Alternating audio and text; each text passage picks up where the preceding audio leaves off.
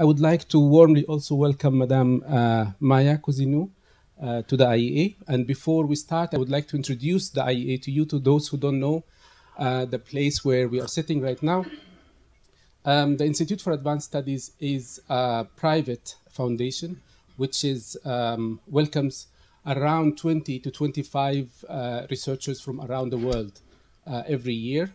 Right now, because of the COVID situation, the number is a bit less than 20, but usually I was here a fellow in 2019, 2020, and we were around 25 researchers from around the world.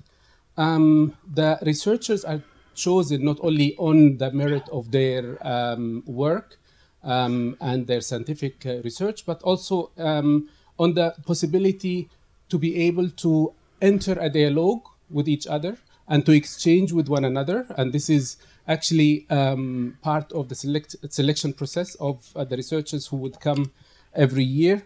But also something unique about this place, the IEA, and also being part of the Open to the World Nantes, we encourage people coming from the South to come and spend time here. And as you know, there are different institutes for advanced studies around the world, and this institute is very unique and very special for this tradition of hosting people, researchers from the Southern Hemisphere. So at the IEA, people come here to exchange and talk. They have freedom of speech. They can talk about different things, political issues that in most places or most countries they cannot talk about. But also it offers a space for exchange between the fellows, because over time, when they are here, they exchange, they find connections between their own research, even if they are coming from different disciplines, and then new projects actually emerge, and a continuous collaboration is established between the researchers. But also the IEA in recent years has been inviting and encouraging people from different backgrounds to come and spend time here, like novelists, artists, poets also. This is a tradition that we are working on, and hopefully in the future we'll have also artists coming and spending here a few months as fellows with us. Now at the IEA, this is a very important point actually in the life or the history of the IEA, when we are opening our doors to the public and we're inviting people to join us. We have been and we continue to play a very important role in the cultural scene of Nantes, internally here as we are sitting here, but also externally with our partners. We work with them to have different events. And we invite artists. Like this week we had an artist who came and talked about her work, and a few weeks ago we also had an artist, and we have a poet tonight. So this is a fantastic, time, a moment for people to join us, and we welcome all of you here. So I leave the word now to my colleague Maurizio, and I hope you enjoy the evening with us, and try to please follow up the events and activities we have on our website and come and join us again. Thank you so much. Have a good evening. Cette fois. Au premier jour de mon premier souffle, on me baptisa avec un numéro. Au deuxième, on me donna une terre de réserve pour y ensevelir mes premiers rêves. Au troisième, on n'extire pas dans la douleur la sauvagesse de mon âme. À l'aube du quatrième jour, je laissai espérance, amour-propre et fierté. Étrangère en mes terres au cinquième acte d'existence, ma chevelure fut sacrifiée, offrande chrétienne. Au sixième, purgé de mes ancêtres, on m'averta des enseignements de la survivance. Je laissai les mains assoiffées de ma vie s'approprier cette septième fois.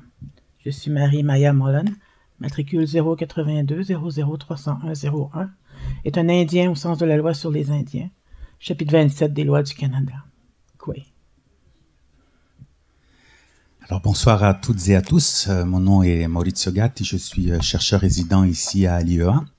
Et étant donné que je m'intéresse à la littérature autochtone du Québec depuis de nombreuses années déjà, c'est moi qui ai le plaisir de vous présenter ce soir Maya Cousineau-Mollon, qui est poète, mais qui est aussi une amie de longue date. Alors tout d'abord, je tiens à remercier beaucoup l'IEA pour nous avoir donné cette possibilité d'inviter Maya, et bien entendu Maya d'avoir accepté de venir malgré son emploi du temps bien chargé. Je vous la présenterai très rapidement parce que je veux que vous la connaissiez à travers ses propres mots et ses poèmes. Donc, je dirais seulement que Maya est Innu, originaire de la communauté de Eguanchit, proche du village de Mingan sur la côte nord du Québec, pour ceux qui connaissent. Au fil des ans, elle a publié beaucoup de poèmes dans des anthologies, des recueils de textes, des revues, des journaux. Et en 2019, elle a publié son premier recueil de poèmes aux éditions Anénorak, donc bréviaire du matricule 082, qui a reçu le prix Voix autochtone en 2020. Et dans 2 semaines seulement paraîtra son deuxième recueil de poèmes, toujours aux éditions Anénorak, qui s'intitule Enfant du lichen. Alors bienvenue Maya Cousineau-Mollon. Merci Mauricio. Alors Maya, tu as une histoire de famille et une histoire de vie qui est assez particulière. Donc, peux-tu nous parler un petit peu de tes origines et d'où tu viens? Bien sûr. Mauricio a dit que je suis Innu. Premièrement, je ne suis pas Inuit. On nous mêle souvent la nation Inuit et la nation Innu. Les Inuits au Québec vivent au Nunavik, dans l'Inuit Nunangat, et les Innus vivent le long du fleuve Saint-Laurent. Donc, on diffère dans la manière de s'alimenter, dans notre langue et sur bien d'autres aspects aussi. Donc, oui, je suis née à Eguanchit, Mingan. Mon histoire s'inscrit, est entrecoupée des grands épisodes de la colonisation de notre jeune pays qui est le Canada. Parce que pour moi, c'est un très jeune pays. Il est à son adolescence, je crois. Et en fait, ce qui est arrivé, c'est que ma communauté, qui est selon la loi sur les Indiens, est une réserve indienne, moi j'appelle ça une communauté des Premières Nations maintenant, il faut adapter le vocabulaire, a été sédentarisée en 1950 environ. Donc, je suis peut-être la 2e génération à être sédentarisée. Donc, il a fallu s'adapter très, très, très rapidement au système qui s'est installé tranquillement chez nous. Et on a dans nos coutumes ce qu'on appelle l'adoption coutumière. Souvent, chez les Innus, le premier-né pouvait être donné aux grands-parents. Et l'enfant savait toujours d'où il venait, qui étaient ses parents. Et j'ai été adoptée dans cette philosophie-là. Et ma mère Innu a décidé de me donner une famille québécoise. Donc, à l'âge de 8-9 jours, j'étais déjà dans ma nouvelle famille. Sans papier légal, sans rien. Le bébé a simplement été donné comme ça. Et je me suis toujours posé la question pourquoi c'était si facile pour moi de reconnaître les miens, dans le sens que, justement, c'était dans les traditions. Parce qu'au Québec, quand tu es adopté, c'est tellement comme caché, puis vie privée et tout, que c'est dur de retrouver ses vrais parents, alors que moi, je les connaissais. Il faut dire aussi que mes parents Innus ont connu ce qu'on appelle le système des pensionnats, qui a beaucoup bouleversé la façon de faire la vie de société, la façon d'agir entre hommes et femmes dans nos nations. Parce qu'au Canada, en ce moment, on a 630 communautés Premières Nations pour 60 nations survivantes. Donc c'est ça. Et je me suis toujours posé la question pourquoi je n'avais jamais été adoptée légalement. Et en faisant des recherches, il y a eu la loi sur les Indiens. Ses premiers noms s'appelaient la loi sur l'assimilation des tribus sauvages, dans les années 1853 environ. Tranquillement, ils ont changé le nom pour la loi sur les Indiens. Et il y avait amené une nouvelle mesure qu'on appelait l'émancipation. Donc, tout autochtone qui allait à l'université perdait son statut. Et s'il était adopté par des Blancs, perdait son statut. S'il se mariait avec quelqu'un qui n'était pas autochtone, perdait son statut. C'était une façon, parce qu'on va se le dire franchement, la loi sur les Indiens était là pour monitorer notre disparition. On devait disparaître selon eux. Et le ministère des Affaires indiennes avait été créé pour ne pas être là très longtemps. Les pronostics ont été différents, je crois. Et donc, j'ai compris pourquoi mes parents ne m'avaient jamais adopté légalement, parce que le processus d'émancipation s'est terminé en 1975. Donc, peu après, j'étais née. Et je crois ma mère me disait toujours qu'elle n'avait jamais voulu que je perde mon lien avec les miens. Et ça a pris du temps avant de m'adapter, de faire la paix avec tout ça, parce qu'on comprend pas tout. Hein, puis l'histoire des Premières Nations et des Inuits est si mal enseignée au Canada. Je sais que les choses s'améliorent en ce moment, par exemple. Ils sont en train de travailler sur l'histoire enseignée dans les différentes écoles. Mais je trouve souvent encore des Québécois. J'arrive d'ailleurs de Paris pour rencontrer la délégation du Québec à Paris et j'avais l'impression de faire une éducation encore. La dame avait jamais entendu parler des pensionnats autochtones, de la RALF des années 60, 70, 80. La RALF, c'est les adoptions massives d'enfants autochtones. Et donc, c'est à partir, je vous dirais, de l'université. Quand je suis rentrée à l'Université Laval, que j'ai commencé à comprendre d'où je venais. Parce que à l'époque, notre histoire est enseignée, c'était une page à peine. Il y avait les Iroquois qui s'étaient alliés aux Anglais et les Algonquins qui avaient travaillé avec les Français. Donc, c'était assez basique. Et par la suite, j'ai eu la chance, en fait, d'arriver à l'université, poussée par mes parents. D'ailleurs, ma mère québécoise avait dit à ma mère Inou qu'elle voulait m'élever pour faire en sorte que je revienne aider les miens. C'est ce que je fais d'ailleurs depuis 25 ans. J'ai 25 ans d'expérience dans le monde des Premières Nations à divers niveaux. Et comment je pourrais dire, c'est là que j'ai commencé à comprendre certains chapitres de l'histoire qui n'étaient pas racontés. Comme dit Joséphine Bacon, pour un récit qu'on ne raconte pas. Et les premières fois que j'ai entendu des choses difficiles, c'était Wounded Knee. C'était un massacre qui avait eu lieu aux États-Unis, où ce que femmes, enfants ont été massacrés par l'armée américaine. Et je me rappelle la colère intense que j'ai ressentie et qui a duré facilement une dizaine d'années. Mes amis à l'université me disaient, Maya, tu étais très en colère, on pouvait pas parler très souvent des Autochtones avec toi, parce que tu étais très, très frustrée, avec raison. Et l'université à l'époque n'était pas adaptée pour les étudiants des Premières Nations, donc on n'avait pas nécessairement de cursus pour développer nos talents. C'est sûr que pour les professions classiques comme avocat, médecin et tout, il y en avait qui pouvaient s'y rendre. Mais pour ceux comme moi qui travaillent et qui touchent à tout, il a fallu que je me construise mon bagage moi-même. Et j'ai eu la grande chance d'avoir un mentor.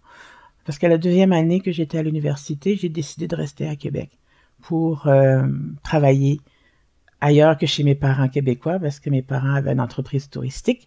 Et donc, je voulais rester en ville, connaître un peu plus le beat de Québec. Et j'ai rencontré M. Claude Picard, qui est un érudit Wendat. Et on s'est rencontrés, je suis devenue son assistante à la recherche au regroupement des centres d'amitié autochtones du Québec. Et depuis, il a toujours été comme dans ma vie, comme quelqu'un, c'était comme mon maître Yoda. Et il rirait s'il m'entendrait, mais bon. Et c'est à partir de ça, je crois, sous sa gouverne, que j'ai vraiment mieux appris à connaître c'est quoi la politique autochtone, la situation des Autochtones au Canada, la dynamique politique, économique et tout. Ça a été vraiment, vraiment passionnant. Et c'est ce qui m'a amené à travailler dans le domaine où je suis actuellement. Donc, mon histoire, c'est un peu de ça. Puis j'ai commencé à écrire à l'âge de 14 ans environ. J'ai eu un petit cours rapide au secondaire sur la poésie et j'ai accroché rapidement. Et comme j'ai grandi entre deux mondes, et c'est toujours ma réalité en ce moment, j'étais pas acceptée chez les miens parce que j'étais adoptée par des Blancs, et j'étais pas acceptée par des Blancs parce que pour eux, j'étais une Indienne. Donc, ça crée une identité parfaite pour écrire de la poésie tourmentée. Et juste pour terminer, c'est ça, mes parents avaient une énorme bibliothèque sur l'Europe, notamment des livres d'histoire, que ça touche l'Égypte, la France, l'Angleterre. Il y avait aussi des livres sur les personnages historiques de l'époque, que ce soit Louis XIV, Élisabeth Ier, Goya, Velázquez et tout ça. Donc j'ai su ces noms-là avant de savoir les héros de mon histoire, qui sont Anabidjou, par exemple, donc, qui est un chef Innu. Voilà, je vais arrêter ici, te laisser un peu de...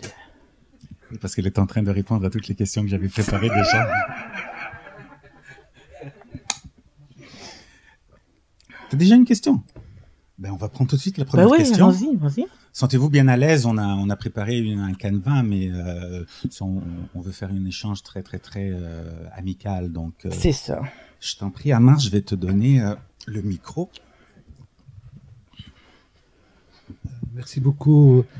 Votre témoignage m'a vraiment touché.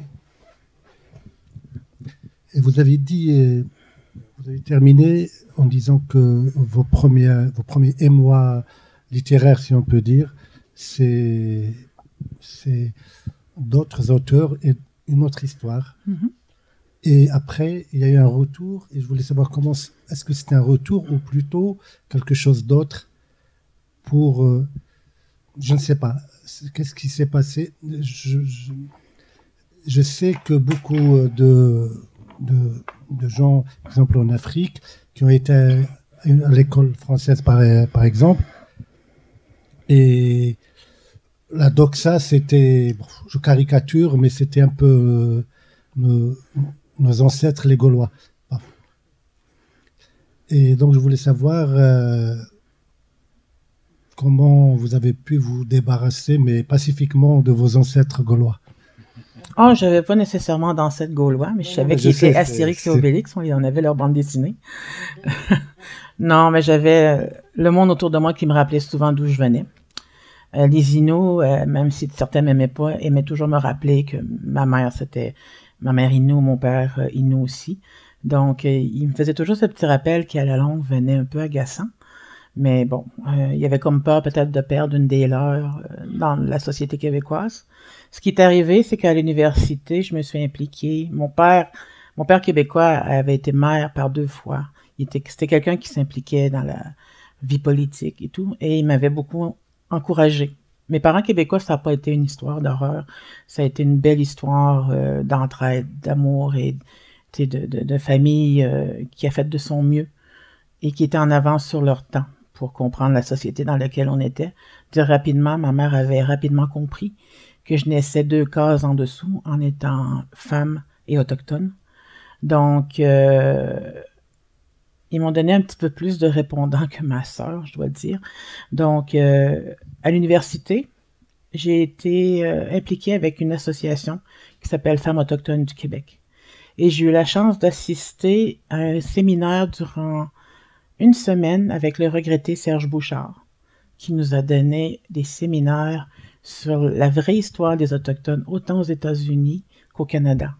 Et ça a été des chocs à chaque fois, entendre parler sur les expériences médicales qu'ils ont faites sur les enfants autochtones, entendre parler des pensionnats, entendre parler de la manière de faire les négociations territoriales et les personnages importants de nos histoires. Et c'est sûr que cette formation-là, j'en ai un souvenir encore vivace qui m'a beaucoup influencé par la suite. Ishkwes du Nord.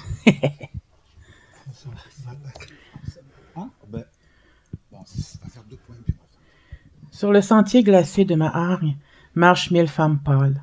En moi brûle l'acidité des fluides. Point d'amour pour les filles des glaciers. Enfants des ours blancs des froids lunaires, héritières du Nord, déesses bafouées, au parfum éthylique piégé comme nymphes, dans ces étreintes de violence que d'aucuns appellent tendresse. Tu oses m'honorer de ton mépris, me croire vendu pour une bière, m'envoûter par tes berceuses eugéniques, posséder mon corps, m'avilir, tellement plus que ton racisme. Serti de neige, mon peuple brille. Les vents nordiques ont ciselé mes traits. Je suis beauté et amante des aurores boréales. Crée ma colère, crée mes prières. Je suis le Nord, et rien ne te sauvera. Alors, on a déjà une autre question. Alors, je passe le micro à François. Okay. Ma question, elle est toute simple. Hein. Je voudrais savoir, partir de la famille pour l'autre famille, est-ce que le nom a été conservé ou bien ça, c'est un nom québécois? Molen, c'est le nom de ma famille Innu. Comme je n'étais pas adoptée légalement, je gardais toujours mon nom, Maya Molen. Et Cousino, c'est en l'honneur de ma famille adoptive, que j'apprécie énormément. Merci. Never enough. Never enough. T'en as jamais assez, hein, on va dire. Je lis un peu lentement parce que j'ai beaucoup de compassion pour notre traductrice. Haine courant tes veines, nourrit l'obscurantisme. Pour moi, la squaw qui marche sur ces terres, tes mots de vie sont dérisoires. Tu affiches ton esprit obtus avec fierté, avec l'arrogance du mâle satisfait. Je suis peut-être une squaw, tout m'aîné, never enough. Debout avec mes sœurs, l'œil frondeur, déterminé mais jamais écrasé. Souviens-toi, mon cher, à la mémoire de sottise, qu'il a fallu des squaws pour que ton peuple survive. Le contexte du poème, c'est qu'à un moment donné, dans l'Ouest canadien, il y avait des camionneurs. Et quelqu'un avait mis sur son camion « Tout m'aîné squaw », un message raciste. Et ça avait été dénoncé. Donc, moi, je suis quelqu'un qui réagit beaucoup à ces choses-là. Un événement triste ou frustrant, ben, je vais écrire un texte. Donc, voilà. Et justement, j'enchaîne tout de suite sur l'engagement. Tu en as parlé un petit peu. Moi, je me souviens, on était étudiants ensemble à l'université quand tu avais fondé l'association étudiante autochtone à l'Université Laval, puis le Conseil des jeunes des Premières Nations du Québec et du Labrador. Donc, qu'est-ce qui t'animait? Tu l'as dit un petit peu, la colère. Mm-hmm. Mais est-ce que, tu as parlé tout à l'heure de la délégation et de l'éducation, donc c'est l'ensemble de ces choses-là qui t'animaient à l'époque et qui t'animent encore aujourd'hui? Oui, parce que, je veux dire, outre ma famille québécoise, j'avais aussi mes cousins et cousines québécois qui, je voyais, avaient de la misère à comprendre qu'est-ce que j'étais. Certains m'ont avoué qu'ils avaient honte d'avoir une cousine indienne.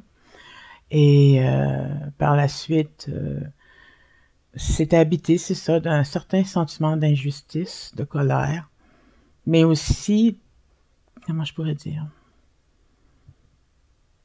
pas un syndrome de l'imposteur, mais comme je savais que mon enfance avait sans doute été un petit peu mieux que bien celle des enfants autochtones, j'avais le sentiment de vouloir rendre cela. Donc, quand je me suis vraiment impliquée politiquement avec le dossier jeunesse des Premières Nations, je me sentais pas spécialement juste Innu, mais je me sentais Première Nation en général, ce qui m'a permis d'avoir un excellent contact avec les différentes délégations des 10 nations au Québec. Parce que, outre les Inuits au Québec, nous avons les Atikamekw, les Algonquins, Anishinaabe, Mohawk, Mi'kmaq, Malécite, Innu, Cri, Naskapi, Wendat, et il m'en manque une, Abénaquis. Donc, il fallait avoir une bonne conscience de l'histoire, un bon sens politique et un bon sens des relations humaines. Donc, c'est ce que j'avais beaucoup développé dans cette expérience. Et mon engagement venait de là, de ce désir de pouvoir donner une voix aux jeunes, que ce soit à l'université ou sur la scène politique québécoise. Parce que on pouvait constater rapidement qu'il y avait vraiment un grand fossé entre les Québécois et les Premières Nations, notamment après la crise d'Oka en 1990, que j'ai vécu sous mon adolescence. Donc, en plus d'avoir l'identité troublée, on avait la crise d'Oka, donc c'était un merveilleux mélange pour écrire. Peut-être dire deux mots sur la crise d'Oka, parce que j'imagine que certaines personnes en ont entendu parler. J'étais même pas au Québec à l'époque. Ah non, c'est vrai. En fait, ce qui est arrivé, c'est à Kanesatake, une communauté Mohawk, ou qu'on dit aussi Kanyen'kehá:ka.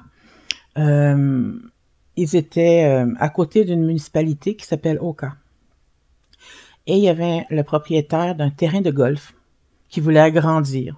Et il avait besoin d'agrandir son stationnement. Et à l'époque, en 1990, bien des Québécois pensaient qu'on avait tous été éliminés ou qu'on n'existait pas vraiment. Et bon, puis il y avait une idée très, très arrêtée sur nous. Donc, quand le propriétaire a décidé de vouloir agrandir son stationnement, il s'en allait bulldozer un cimetière ancestral. Imaginez, vous êtes dans votre village et un promoteur arrive et veut bulldozer le cimetière où vos grands-parents sont enterrés. Est-ce que vous allez dire oui, vas-y, bulldoze, et c'est pas grave.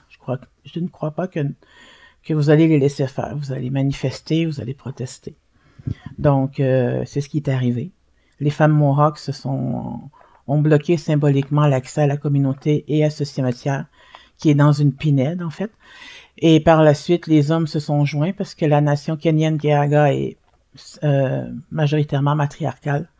Et par la suite, les autres communautés Mohawks se sont réveillées et ont bloqué, je sais qu'à Kahnawake, ils ont bloqué le pont Mercier en soutien à Kanesatake. Et à un moment donné, ça a gonflé. Le gouvernement du Québec a envoyé la Sûreté du Québec, qui est la police provinciale. Il y a eu échange de coups de feu. Il y a eu un policier qui est mort. On ne sait toujours pas qui l'a tué. Ça a été facile d'accuser les Mohawks, sauf que le monsieur qui est décédé a été tiré, a reçu la balle en arrière. Donc, va savoir. Et ils ont envoyé l'armée. Et là, il y a commencé à avoir des observateurs internationaux. Ça a réveillé l'ensemble des communautés autochtones au Canada. Soudainement aussi, on était tous devenus Mohawks parce que les gens faisaient pas la différence.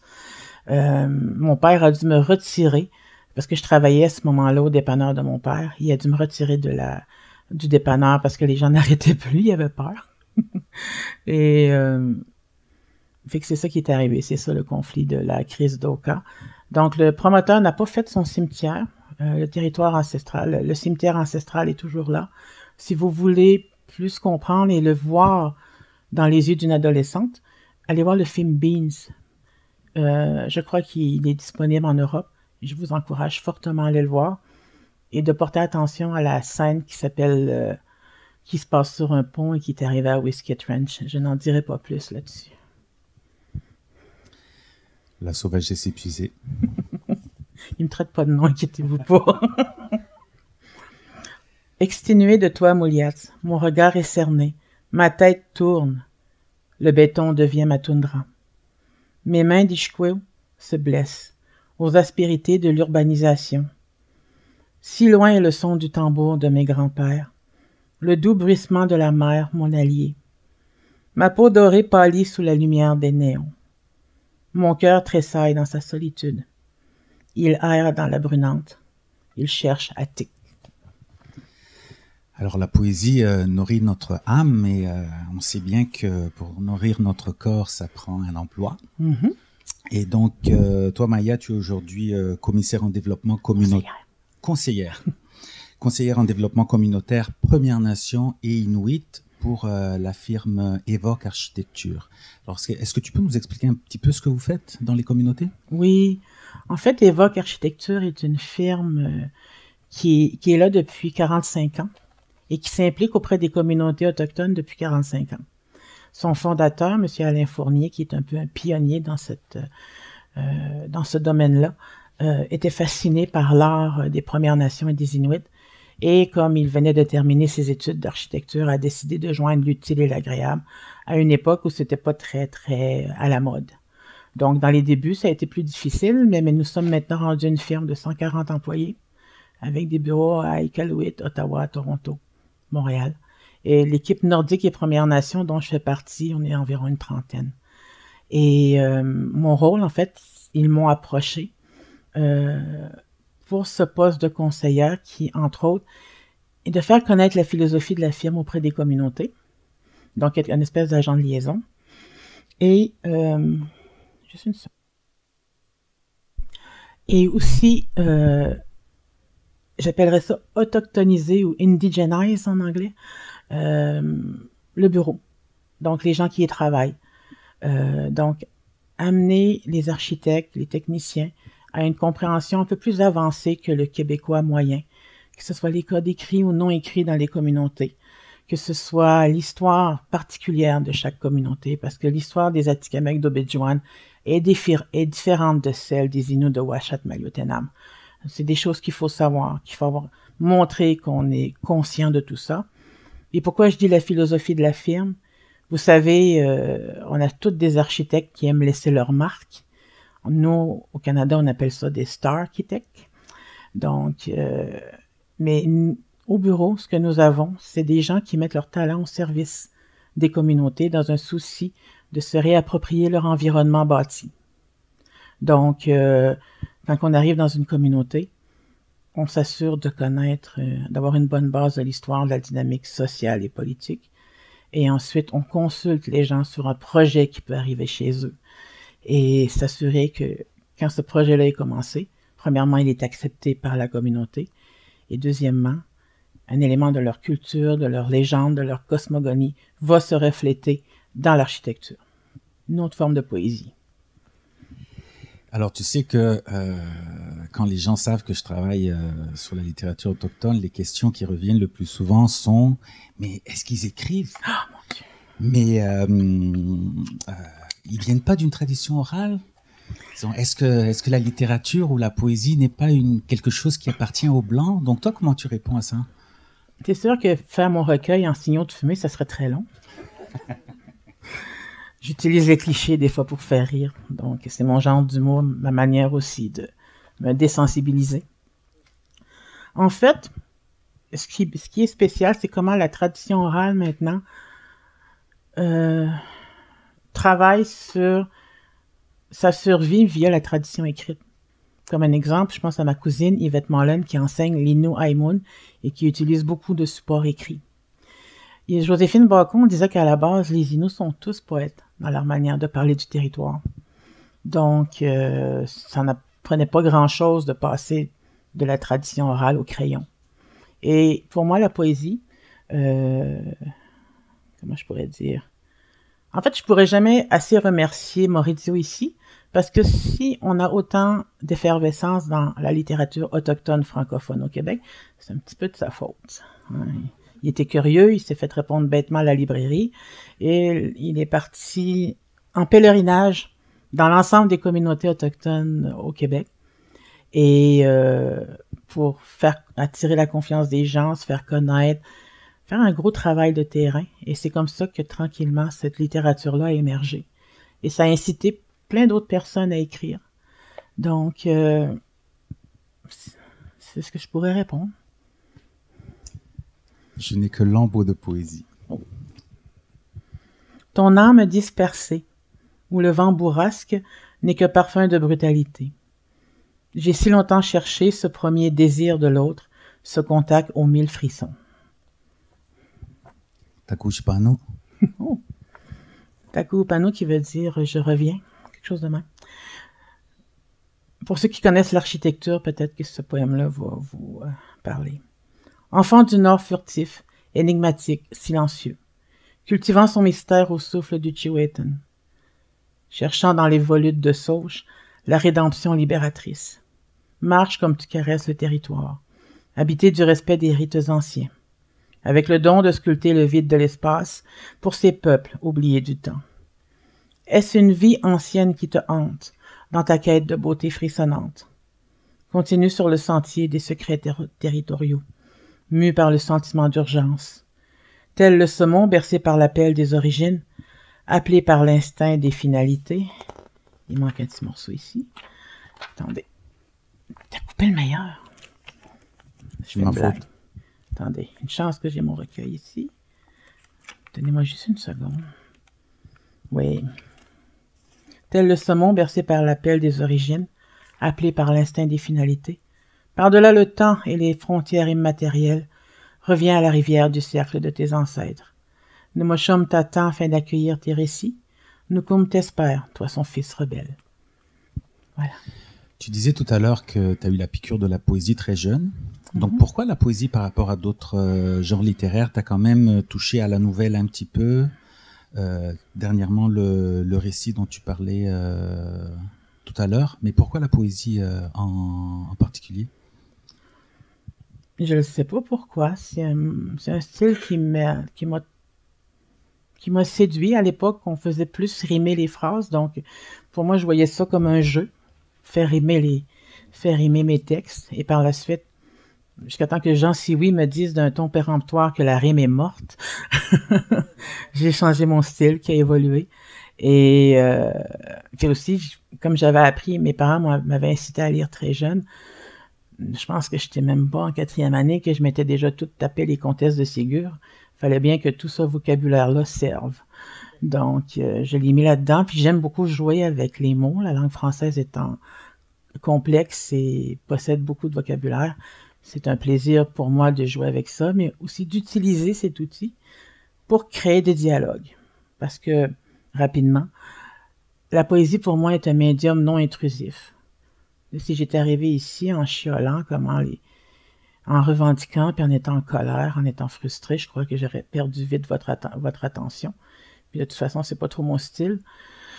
La poésie suscite des questions, suscite des réflexions et amener les gens à venir me voir, puis elle me disait, on savait pas, on apprend ça, on n'était pas au courant.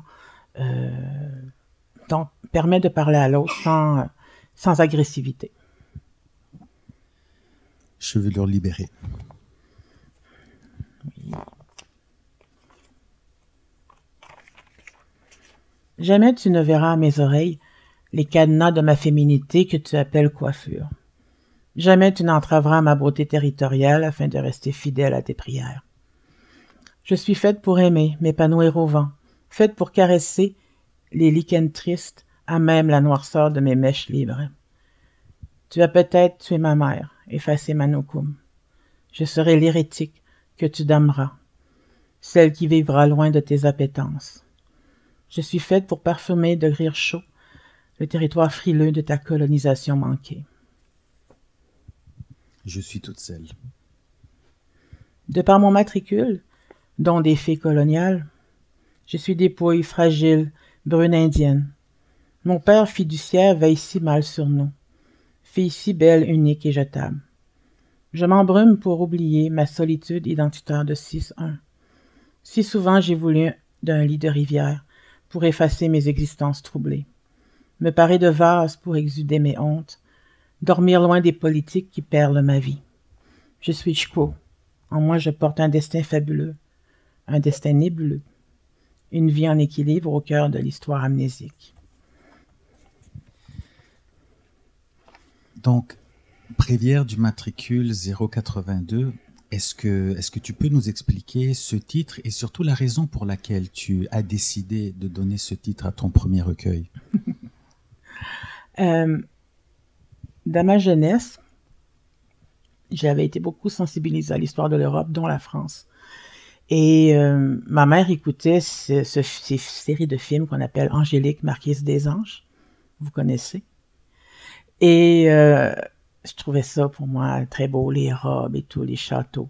Et ça m'avait éveillé le goût de découvrir ça, de visiter. Et en plus de lire les livres que Anne Gollon a écrits.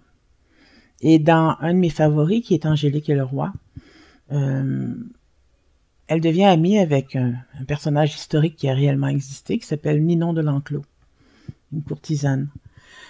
Et à cette époque-là, elle protégeait un jeune écrivain qui s'appelle Jean de La Fontaine.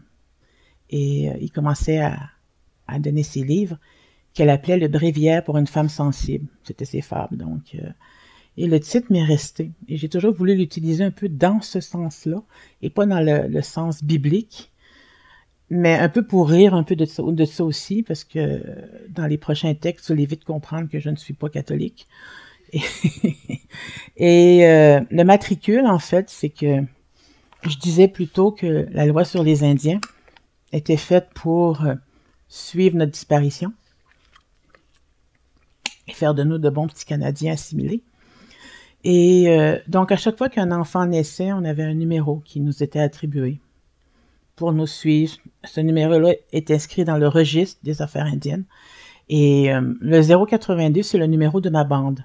Donc, la bande à côté, qui est Noutaquan, son numéro, ça va être le 083. Et toute la série de chiffres que je vous ai dit au début, c'est mon numéro de bande. Une jeune Inou de cette île l'a pris.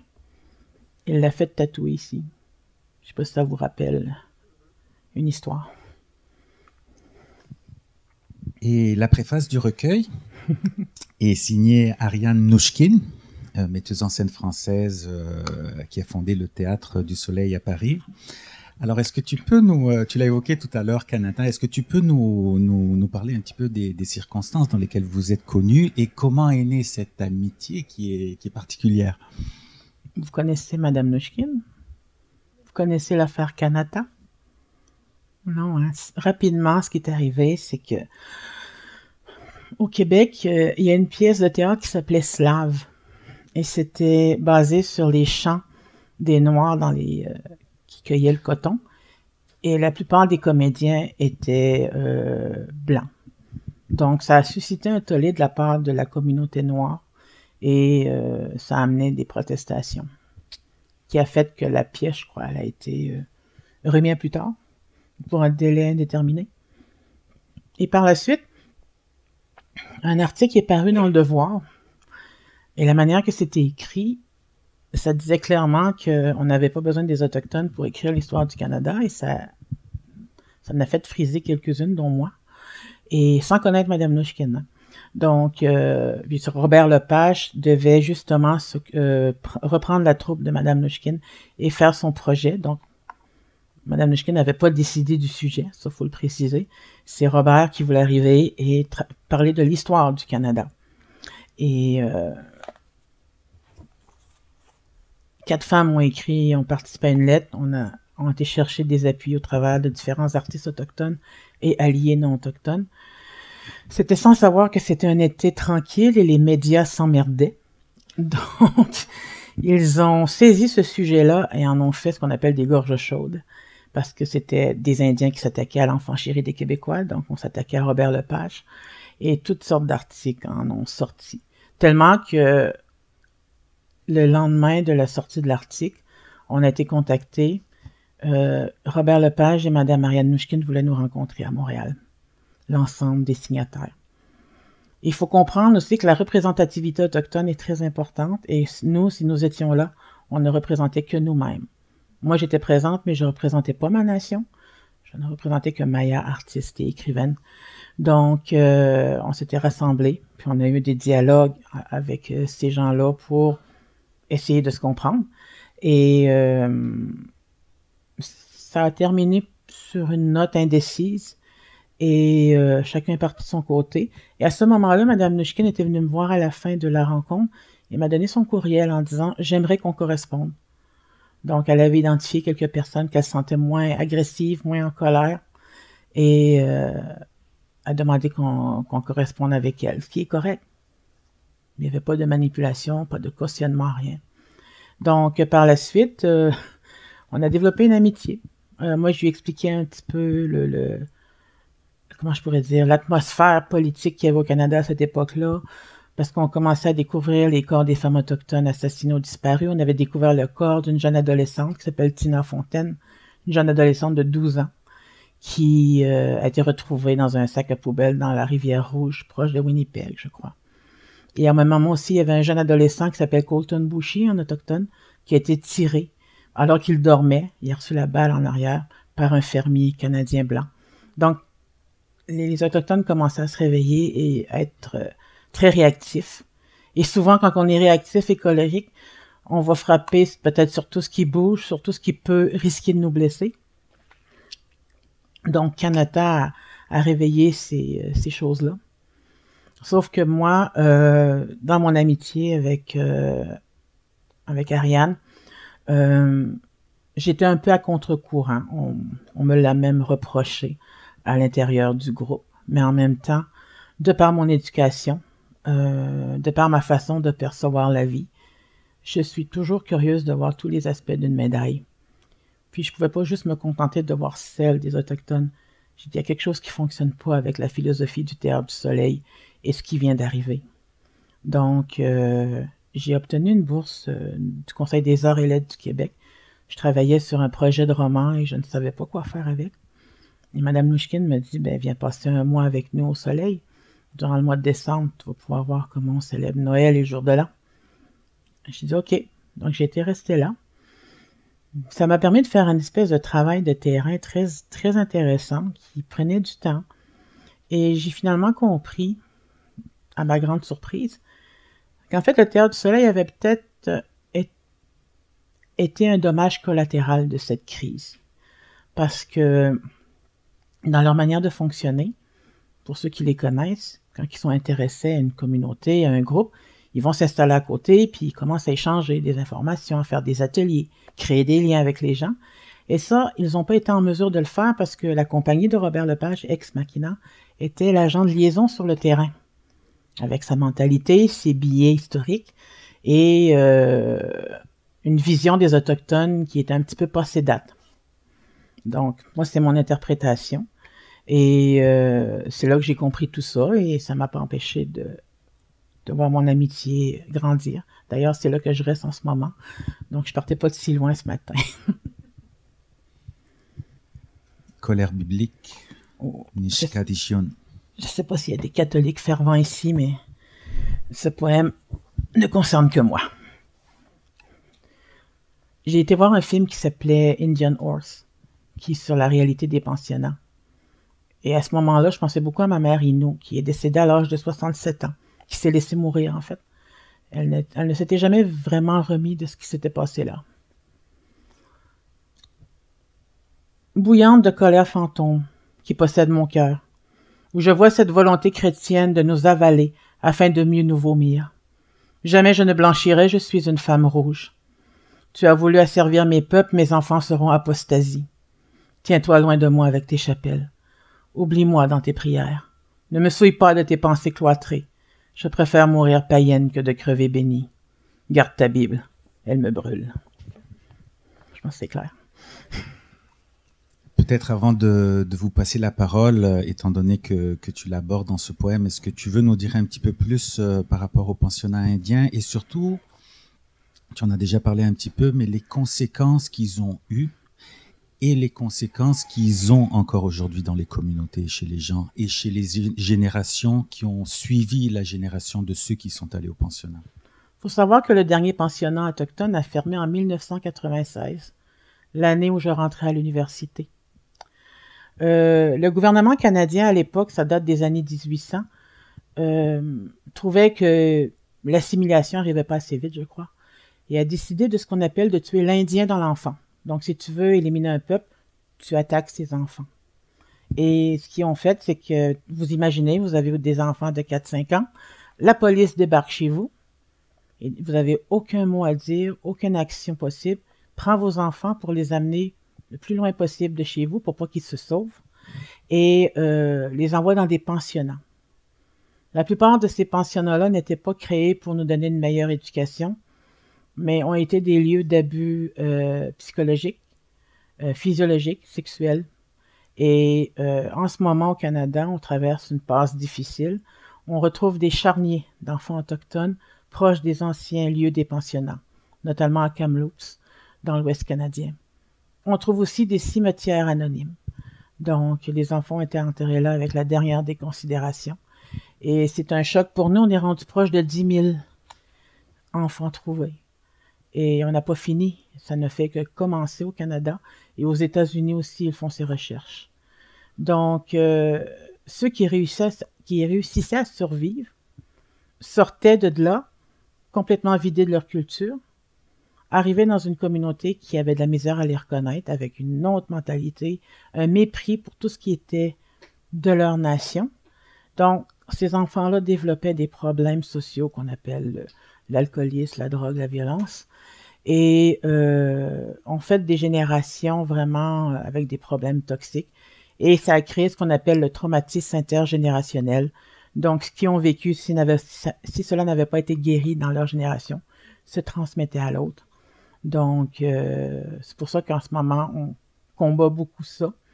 On a beaucoup des programmes de guérison, des programmes aussi qui donnent une place aux aînés autochtones pour nous permettre d'avoir des bons conseils, pour nous permettre de trouver les pistes qu'il faut. Donc, il y a une époque, c'était vraiment difficile. Les communautés abritaient vraiment des gens qui étaient perdus, qui se cherchaient. Et ça a fait que ces gens-là ont répété les mêmes comportements qu'ils avaient vécus au pensionnat. Abus, violence, abus sexuels et tout. Donc, c'est pour ça que, excusez-moi, c'est quelque chose qui a vraiment marqué nos nations. C'est clair? C'est assez clair? C'est assez clair, surtout que peut-être, je ne sais pas si tu l'as dit, mais les enfants restaient à partir de 4-5 ans, souvent jusqu'à 17-18 ans. Sans jamais retourner chez eux.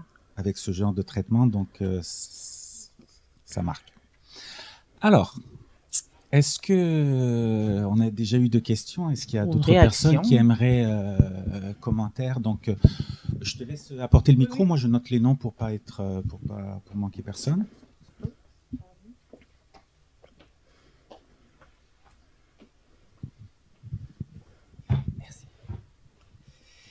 Oui, merci beaucoup pour tout ce que vous nous apportez pour ces poèmes. J'ai une question, vous avez parlé de deux mères. Est-ce que vous avez aussi deux langues maternelles ou quel est votre rapport avec chacune des deux langues? Est-ce qu'il y en a une, donc celle de votre mère Inou, que vous avez dû vous réapproprier ou vous l'avez toujours maîtrisée? Ou est-ce qu'à l'opposé, la langue française a posé des problèmes dans le sens la langue du colonisateur qu'il faut malgré tout utiliser si on veut accéder à une audience plus importante, etc. Comment se jouent ces enjeux-là pour vous?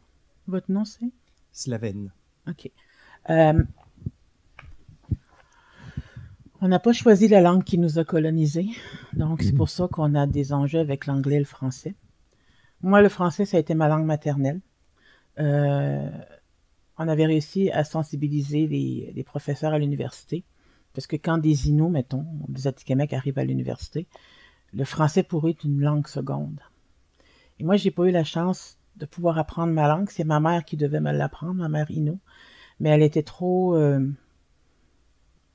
blessée de toutes ses expériences de vie et n'a jamais été assez stable pour me l'apprendre.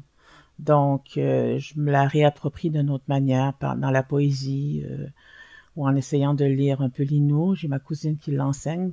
Peut-être qu'un jour, j'irai prendre un cours parce que c'est une langue très complexe à apprendre qui n'utilise que 12 lettres de l'alphabet que vous connaissez. Et faut vraiment tout désapprendre de la grammaire parce que il y avait des non-autochtones qui s'inscrivaient à des cours puis qui essayaient d'analyser la langue avec la grammaire française, ce qui n'était pas à faire. Il faut vraiment comme tout se vider de ça et repartir à zéro. Donc, c'est une langue qui doit prendre un certain temps et j'ai un agenda assez serré. J'apprends ce que je peux, mais j'aime beaucoup encourager nos artistes Inuits. Et ma famille Inuit, que je connais toujours, la parle très bien, donc il me donne un coup de main, me sensibilise à certaines choses. Voilà. Moi, j'ai une petite question, Maya, s'il vous plaît. Quand Mauricio nous a parlé de vous et de la possibilité qu'on aurait de vous accueillir ici, il nous a transmis une petite biographie dont j'ai oublié la source, mais et qui mentionnait Jack Monolloy comme ton grand-père, votre grand-père, qui est un personnage très important qui a marqué notamment la chanson québécoise avec une chanson de Gilles Vigneault. Est-ce que vous accepteriez de nous en parler un petit peu? Bien sûr. Qui connaît Gilles Vigneault ici à part toi? Tous les boulots de la rivière Mingan. Voilà. Jack Monolloy. Bon. Et t'es fringant. Oui, c'est ça. En fait, l'histoire, c'est puis qu'est-ce qui mêle complètement les gens, c'est quand j'ai dit que c'était mon grand-père, mais qu'il n'était pas indien. Donc là, ils sont complètement perdus. C'est que Gilles Vigneault a tendance à créer des personnages, à créer des légendes. Et à l'époque, avant que Gilles soit né, la mère de Gilles Vigneault, a flirté légèrement avec mon grand-père, qui s'appelle John Maloney. Et on n'avait pas Tinder à l'époque. Donc le flirt était vraiment différent. Et se sont fréquentés brièvement. Et mon grand-père, c'est un descendant d'immigrants irlandais, en fait. Donc, il n'était pas autochtone. Mais il pouvait lire, écrire et parler l'Innu. Parce qu'à l'époque, il était agent des Indiens. C'était une espèce d'administrateur qui appliquait la loi sur les Indiens. Mais lui, c'en était un bon. Il était apprécié dans la communauté. Et ma grand-mère, parce que ça n'a pas marché avec la mère de Gilles Vigneault, c'est évident, a épousé Madame Alice Le Brasseur, que les Inuits appelaient Anish, parce qu'elle aidait les mamans Inuits à avoir des enfants. Donc, ils étaient bien appréciés dans la communauté. Et ça a amené une belle histoire d'entraide que j'essaye de revaloriser parce qu'en ce moment, des fois, les gens se creusent facilement des fossés, mais là, on travaille un peu plus à essayer d'en refaire et de trouver des chemins d'alliance. Donc, c'est pour ça que je suis bien fière qu'il soit mon grand-père. Et justement, rapidement, quand la mère de M. Vigneault est décédée, il a trouvé une boîte en bois faite évidemment par un charpentier. Mon grand-père était charpentier. Et il a trouvé dans le fond, c'était marqué au couteau Jack Maloney. C'est comme ça que Jack Monolloy est né. Voilà. Jolie histoire, merci beaucoup. Ça fait plaisir. Est-ce qu'il y avait quelqu'un d'autre qui voulait poser une question, faire un commentaire, partager quelque chose? Julia? Oui, bonjour. Moi, c'est Julia. Je fais partie de ces Canadiennes, Canadiens qui sont nés d'ancêtres colons. Et mais ce qui j'apprécie beaucoup votre présence ici, et surtout parce que en fait toute l'année à travers Maurizio, j'ai rencontré pour la première fois, et j'avoue, je viens de Toronto, je suis anglophone à la base. J'ai rencontré pour la première fois la poésie autochtone en français. Et je voulais vous demander si... Alors, j'ai plein de questions que je pourrais poser, mais la question qui m'intéresse aujourd'hui, c'est peut-être de savoir, est-ce que vos œuvres sont connues à l'extérieur du Québec? Et en quelle mesure? Et si ce n'est pas le cas, ce que je soupçonne malheureusement pourrait être le cas, beaucoup de culture québécoise, que ça soit autochtone ou pas, n'est pas connue à l'extérieur du Québec. Qu'est-ce qu'on peut faire en tant que Canadien pour essayer de faire connaître votre œuvre et l'œuvre de vos compatriotes Premières Nations à l'extérieur du Québec? Écoutez, je travaille avec une maison d'édition, c'est la seule maison d'édition autochtone francophone indépendante. Donc, ces moyens c'est pas les mêmes moyens que Gallimard, on s'entend. Écoutez, moi, quand j'ai écrit ce recueil, je l'ai laissé aller après. Il va faire son chemin. On est rendu ici. Donc, il y a un chemin qui se fait tout seul. Puis je reviens d'ailleurs d'une tournée en Auvergne où j'ai fait Clermont-Ferrand, Grenoble et Lyon. Et justement, ils ont mis mon livre en valeur. Quand j'ai été au Théâtre du Soleil, passé le mois, ils m'ont donné un espace pour vendre mes livres. J'avais amené des livres et comme ça suscitait l'intérêt, la préface avec Madame Nouchkine, qui est très appréciée, ben ça a permis de créer des liens. Je sais que la Librairie du Québec sur Gay-Lussac à Paris, le vent le tient. Donc, je sais pas, c'est peut-être en parler plus, faire suivre de l'information ou créer des opportunités de rencontres. Je suis pas pressée d'avoir non plus une énorme visibilité. C'est déjà un défi de gérer tout ça, dans le sens que j'ai mon emploi aussi. Ils sont assez gentils pour me laisser aller faire mes choses. Je veux dire, j'ai pas à demander à 6 mois d'avance la permission de m'absenter. Donc, ils me laissent aller. Fait que voilà. C'est quand je saisis les chances de pouvoir partager, je le fais. Si d'autres le font, c'est toujours apprécié. Je me permets de compléter, Maya, Julia. En fait, dans les dernières années, il y a de plus en plus de collaborations entre autochtones, anglophones et francophones. Parce que jusqu'à très récemment, le gap linguistique, ils pouvaient se parler dans leur propre langue, qui ont la même souche linguistique pour certains, mais l'anglais et le français bloqués. Dans les dernières années, ils collaborent de plus en plus. Donc, il y a des projets gouvernementaux qui permettent la publication, la traduction et ensuite la publication d'œuvres d'auteurs autochtones francophones vers l'anglais et vice-versa. Donc, il y a de plus en plus d'auteurs autochtones du Québec, dont Joséphine Bacon, Naomi Fontaine, Natacha Canapé-Fontaine, qui sont maintenant traduites en anglais. Donc, c'est juste une question de temps. Ben justement, je travaille sur la traduction anglophone de ce recueil-là. Je suis très intéressée dans les arts plastiques et j'ai acheté quelques œuvres des Inuits à Toronto et je les ai à Boston parce que c'est là que j'habite. Et je m'intéresse beaucoup, mais il avait je ne sais pas maintenant, et les galeries que j'ai contactées, il ne fait pas exactement les mêmes qualités qu'avant. Il y a quelque chose de bon, mais est-ce qu'il y a un mouvement aussi de soutien? Parce qu'il y a des choses extraordinaires.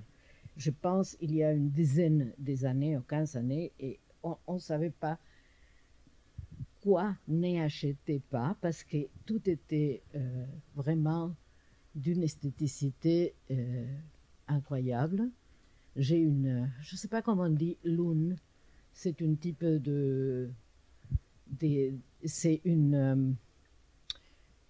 Et c'est comme un canard, mais c'est pas un canard, c'est une type... Un leurre. Tu sais les leurres que font les chasseurs. Oui, les cris, là. C'est en bois. C'est de ça dont tu parles? Non, c'est c'est comme une canard qui est une espèce différente, mais qui sont très jolies.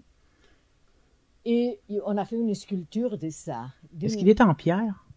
En pierre. Ah, ok. Génial. Et j'ai ça. Et c'est une des choses que j'aime le plus, mais je ne sais pas comment on peut connaître mieux. Bon. English is your first language? Yes. I have to say that I'm not from the Inuit nation. I'm from the Innu nation. Je le sais. It's not the same thing. But for the Inuit nation, I know they organize themselves in a way that they receive the money they deserve when they create art. And they are in contact with some gallery in Quebec City and Montreal. Mais in Toronto. Ouais, Toronto. Là, je vais switcher en français. Désolée pour la traductrice. Ouais. J'ai fait ce qu'on appelle un compendium à mon bureau parce que je voyais que je demandais aux architectes connaissez-vous tel peintre autochtone? Chez nous, les femmes écrivent et les hommes vont beaucoup peindre. Comme la page couverture, c'est Ernest Dominique qui l'a fait. Et c'est lui qui a décidé de mettre ma face. Okay. C'est pas moi dans un exercice de narcissisme. Là. C'est ça. Il a lu mon recueil, il a décidé que c'était très personnel et c'est ce qu'il m'a envoyé. Et il a déjà exposé au Louvre. Donc, et j'ai fait ce qu'on appelle un compendium. Au début, je pensais qu'il y avait peut-être une quinzaine d'artistes visuels, en art visuel. On est à 85 et le nombre continue à augmenter au Canada, anglais et français. Et différents styles se démarquent comme on appelle ça, lui de Nerval Morisseau. Le woodland style. Puis aussi le pointillisme. Donc, il y a beaucoup de styles qui se démarquent tranquillement. Il y a aussi une tendance à vouloir séparer tout ce qui est art autochtone fait par des autochtones et de l'art qui ressemble à de l'art autochtone fait par des non-autochtones. Ouais. C'est un peu un sujet sensible en ce moment au Canada. Non, simplement, je voudrais savoir s'il y a des autres galeries qui s'occupent des autres nations, parce que tout ce que j'ai, c'est de Inuit. Et ça vient de la partie anglophone où j'ai trouvé ça. Mais... Curieusement, les Autochtones au Québec utilisent beaucoup Facebook. C'est notre mocassin voyageur qu'on l'appelle. Donc, l'art se trouve souvent là-dessus sur différents groupes Facebook. Les peintres vont avoir leur page Facebook, vont parfois faire affaire avec une galerie, vont parfois faire affaire avec un musée. Mais en gros, pour le moment, c'est ça, mais on sait que ça va éventuellement peut-être devenir plus organisé. Merci. Merci. Y a-t-il d'autres questions, Céline?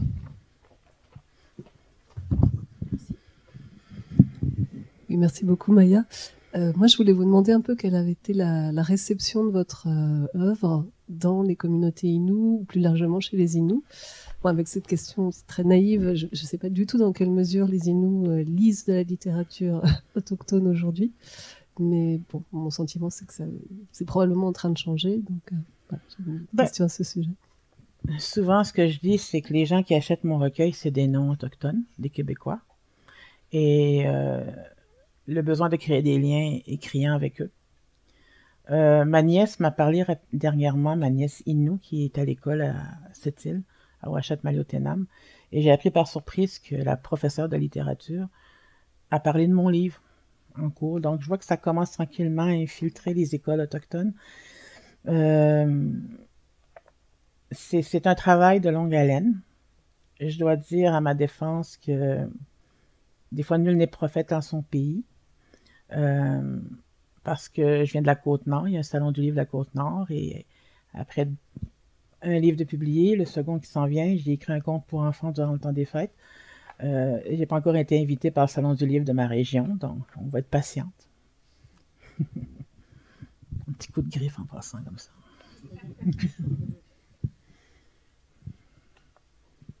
Ah, il y a une dame là, ouais.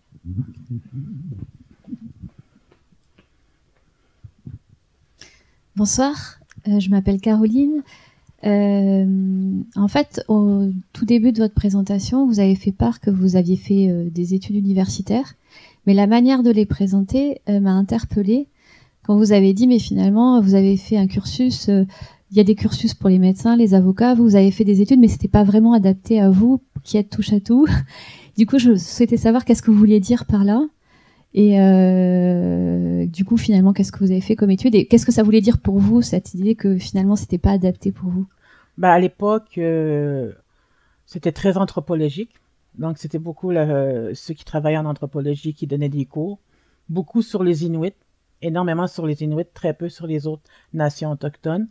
Il y avait à l'université Laval, où j'ai étudié, qu'il y avait le professeur Denis Delage, qui lui avait étudié un peu plus sur les Wendat et les sociétés autochtones dans le passé, plus avant la modernité, on va dire.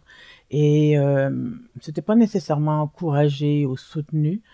Parce que quand je suis rentrée à l'université, je me suis inscrite en histoire. Puis après mon 5e cours sur le Québec, je me suis écœurée. C'est pas que j'aime pas le Québec, mais à un moment donné, il faut passer à autre chose. Et où j'ai accroché, c'est quand j'ai suivi un cours sur les politiques autochtones au Canada. Et c'est là que ça a vraiment fait un déclic. Donc, j'ai fait 1 an en sciences politiques, 1 an en études amérindiennes parce qu'il y avait un certificat en études amérindiennes et 1 année complémentaire en communication et histoire.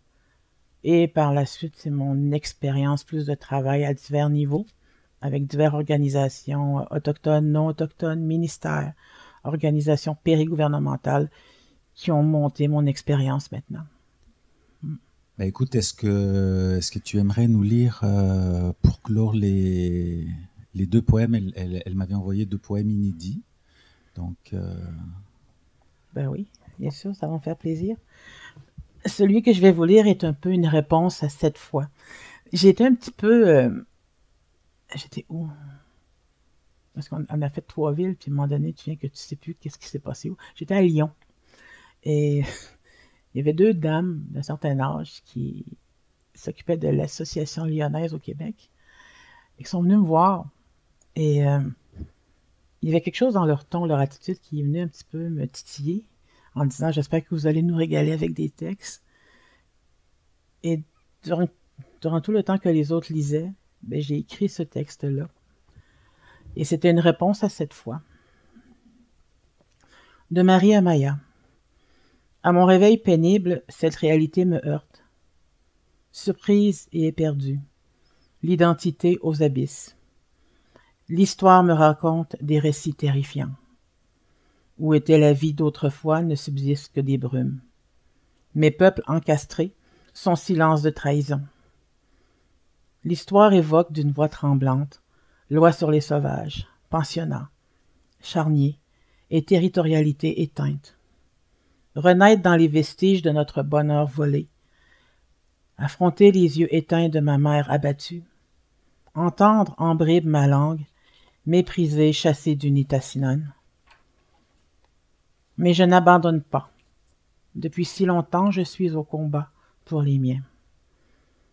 De mes mots Tewagan qui est tambour, parler de l'invisible, dépasser le racisme, instruire le curieux. Faire rire les enfants, aveugles aux couleurs, celles des différences. Des légendes rejetées, charmer le public malgré cette douleur. Réconciliation maladroite, faire de drapeaux en berne de promesses creuses. D'exigence d'éteindre sur la terre que nous aimons l'ancestralité de notre existence. Pour me tenir debout sur ta sépulture, toi, colonisation si actuelle. Le deuxième. Feuilles d'automne se font belles, sous ces nuages gris saillants. Se perdre dans ces réflexions et danser avec toi en rêve. Il y a des bleus qui ne s'oublient pas, des âmes si rares et merveilleuses. Tu es mon soldat inconnu, je te laisse là intouchable. Dans ma mémoire songeuse, venir honorer cette tombe où j'ai enterré ces visions. Il y a des impossibles aveux, des insupportables passions. Je n'ai que la poésie fugace pour effleurer tes cheveux. Voilà. Alors, c'est votre toute dernière chance. Est-ce qu'il y a quelqu'un qui veut poser une question? Sinon, je vous remercie beaucoup pour être venu. Merci beaucoup, Maya, pour avoir été ici avec nous.